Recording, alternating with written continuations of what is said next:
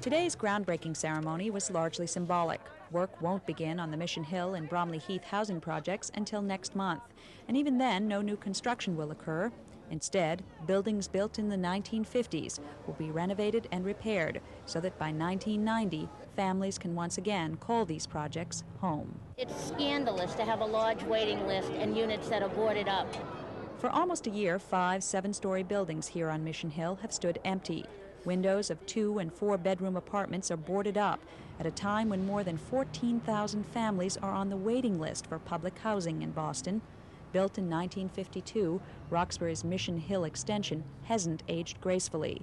Constant problems with plumbing, lighting, and security forced many residents to move out, and those who stayed suffered. What was it like living here for 19 years when nobody cared about public housing? Could I say basically hell? You know? You know, it was basically hell living here. You know, your kids actually didn't have a place to play. You know, you expect them to run out in the street and get hit by a car at any given time. We had just conditions that was deplorable. You know, roaches, rats, you know, and elevator breakdowns, you know, it's just conditions that no normal or human being should be able to live in. Despite the deplorable conditions, the people who lived here said that there was a sense of community. You knew your neighbors, you had friends who lived here, but when redevelopment began, the people had to move out. The BRA relocated them to various projects across the city, but the sense of community was lost. Because of the conditions of some of the buildings that they lived in were some points where they were just in the building by themselves, and this was a high-rise, you see? And what occurred was they had to move them out, and then this situation came up with the relocation. They had to move again. So they packed them up about 3 or 4 times in order for them to get situated to get the buildings empty.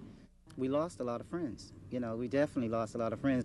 Lance Ross and several former tenants were back in Mission Hill today, celebrating with local politicians the beginning of renovations. The project will cost $35 million. But with state and federal funding now secured, there's no longer a question about what will happen to this prime piece of real estate. The 25 acres of public housing will remain public housing, but it won't be a concrete jungle.